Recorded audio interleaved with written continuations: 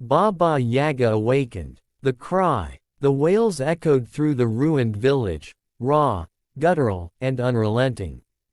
They pierced the ash-covered skies, reaching deep into the bones of soldiers and civilians alike. No one dared move toward the source.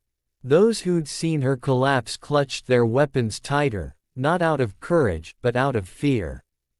Amid the scorched remains of once happy homes, she knelt. Her arms, smeared in blood and soot, wrapped tightly around a small, lifeless body. The child's eyes, wide with confusion, stared into nothingness. He hadn't understood what happened, none of them had. Colonel Varkos watched from a distance, uneasy. It was just a sweep, he murmured, trying to justify what had just unfolded. Resistance intelligence claimed the settlement was storing weapons. We neutralized a threat, but deep down, he knew it was a lie. They had found no weapons. No rebel flags. No enemy soldiers. Only mothers, children, and elders, now smoldering beneath rubble and plasma burns. And her. They hadn't known who she was. No ID, no insignia. Just a woman, pregnant when the fires began, clutching her son as the sky fell apart. The child had died in her arms during the assault. The unborn had died minutes later. And something within her had died with them. Or so they thought. The cries stopped suddenly. One heartbeat, then two. Silence swallowed the smoke. She lifted her head. Those close enough to see her eyes staggered backward. Gone was the human grief. Gone was the shattered mother. What remained was something primal, something ancient. Her pupils had dilated into slits. Her breath, shallow yet deliberate, slowed to a chilling calm. The wind shifted. The air turned heavy, thick with the scent of ozone and blood. Birds didn't chirp. Insects didn't buzz. Even the machines fell silent. Then she rose. "Get her restrained," barked Varkos, signaling to the remaining troops. Alive, if possible. 3 soldiers moved forward cautiously, weapons drawn. She didn't flinch. They didn't make it past 3 steps. The first soldier screamed as his armor imploded from the inside, blood pouring from every joint. The second vanished into a mist of red before he could fire. The third turned to run, but never got far, his body folding unnaturally into a heap of crushed bone and flesh. Varkos stumbled back, shouting into his comms. Requesting emergency evac. "We've triggered something, we've awakened." He didn't finish. She looked at him, and the entire comm unit melted into his skull with a flick of her finger. Around her, the battlefield twisted. Gravity warped. The soil itself recoiled. Where she stepped, the ground blackened. Smoke curled around her like a cloak. No longer a grieving mother. No longer human. She was the Baba Yaga. And the hunt had begun. Whispers in the smoke. The silence after the slaughter was louder than any scream. Smoke lingered over the village like a ghost unwilling to depart. The few survivors of the purge, off-world mercenaries and unseasoned recruits, had fled into the dense forest beyond the blast zone. They whispered her name now, though none of them knew where they'd first heard it. Baba Yaga. A name as old as Earth's myths. A monster in human skin. A cautionary tale. But this was no tale. This was real. Too real. In orbit above the scorched planet, General Cale Verne stood rigid on the command deck of the dreadnought Sovereign Fang. His eyes scanned the incoming reports flashing on the holotable, distorted images, melted armor, entire squads wiped in seconds. "Are we certain?" he asked coldly. One woman. "No, sir," replied Lieutenant Serene, her voice trembling despite herself. Not a woman. Something else. Something wrong. He dismissed the fear with a wave, but deep down, Cale felt it. 2. He'd seen war, had raised cities, broken empires, but nothing like this. He replayed the last footage recovered from Varco's helmet, her rising from the ashes, unblinking, unstoppable. "She shouldn't exist," Kale whispered.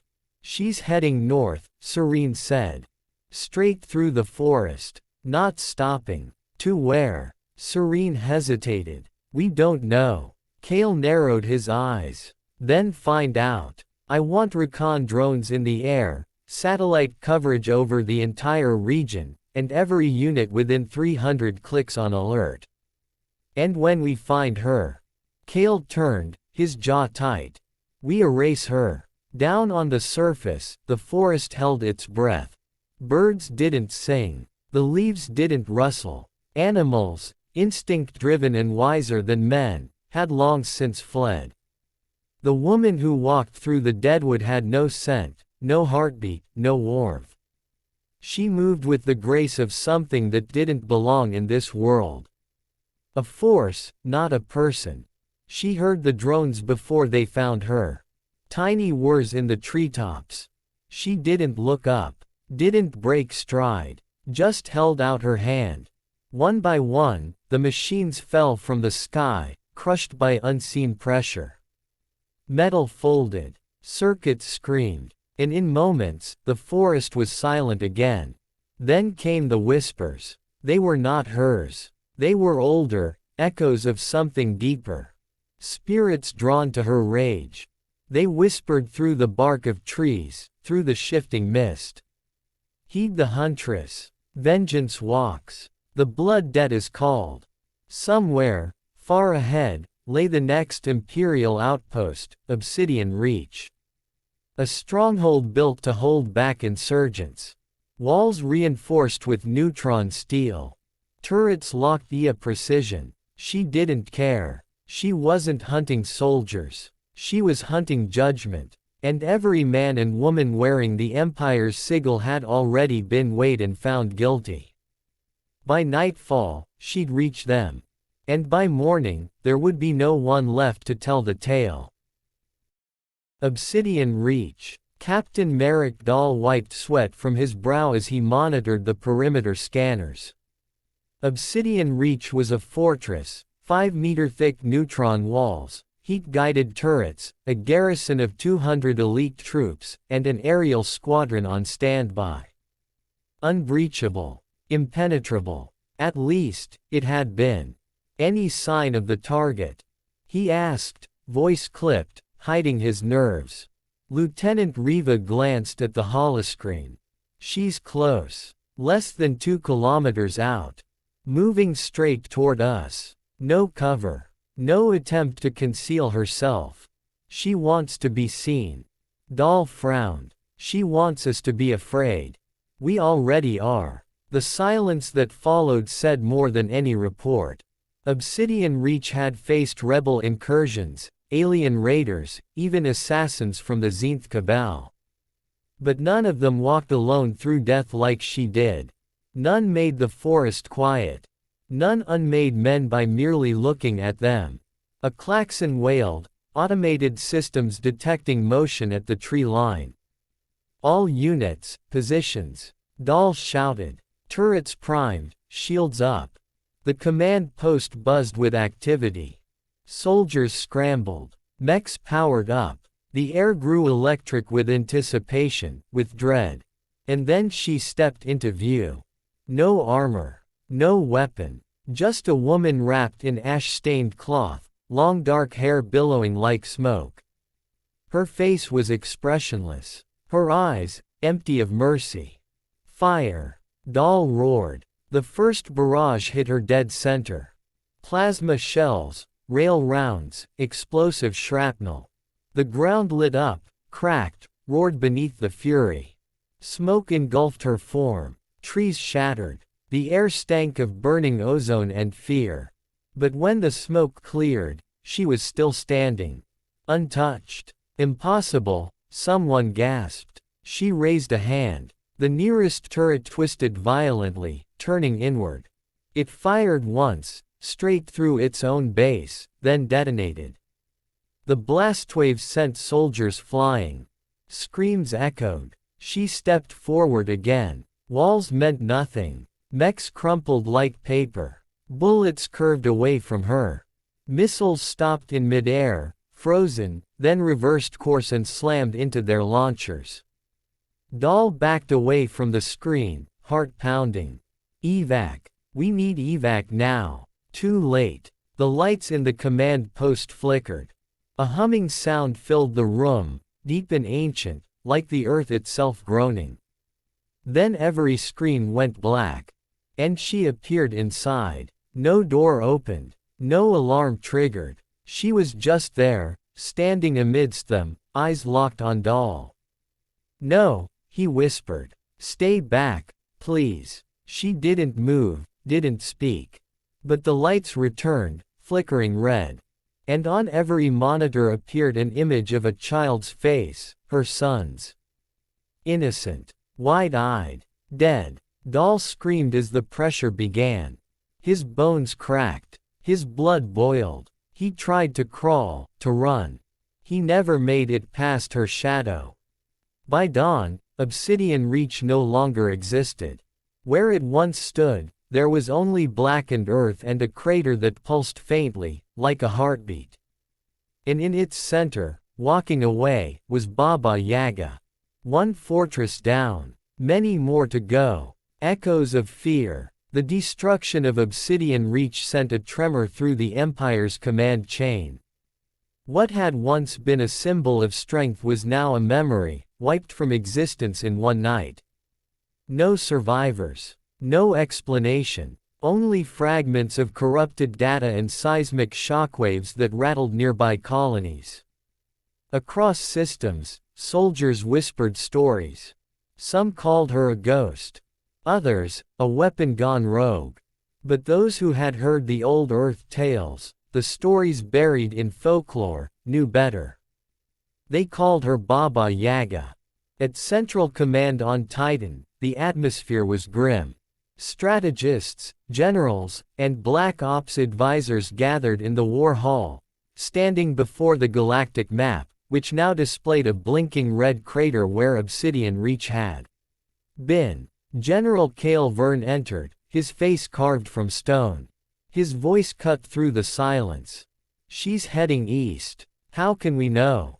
asked an admiral. "There's no signal to trace, no ships, no comms, no surveillance she hasn't already dismantled." Cale tapped the map. "Because she's not hiding. She's making a path." Obsidian Reach wasn't random. It was revenge. A murmur passed through the room. Cale turned. "This is no insurgency. No rebellion. This is personal. And if we don't act now, she'll reach the Bastion line." "The Bastion's impenetrable," someone argued. Cale's eyes narrowed. So was Obsidian Reach. The room fell silent. "We'll reroute the Iron Talon and deploy the Black Division to Sector 9. She won't reach the inner colonies. I want her buried before she takes another step." But Baba Yaga was already in motion. She walked the wastelands with bare feet and blood in her heart. Each step brought memories, her son's laughter, the way he used to cling to her fingers, the flutter of life inside her belly. Now all that remained was vengeance. As she moved, the land changed. Storms gathered behind her, clouds thick with fury. Machines malfunctioned. Time twisted. The laws of physics bent like branches in a gale. She was no longer bound by human limits. At night, the whispers returned, whispers from the veil, from the realm between life and death. They spoke to her in forgotten tongues, reminding her who she had become. Not mother. Not widow. Huntress. Harbinger. They tore your heart. You will tear their world.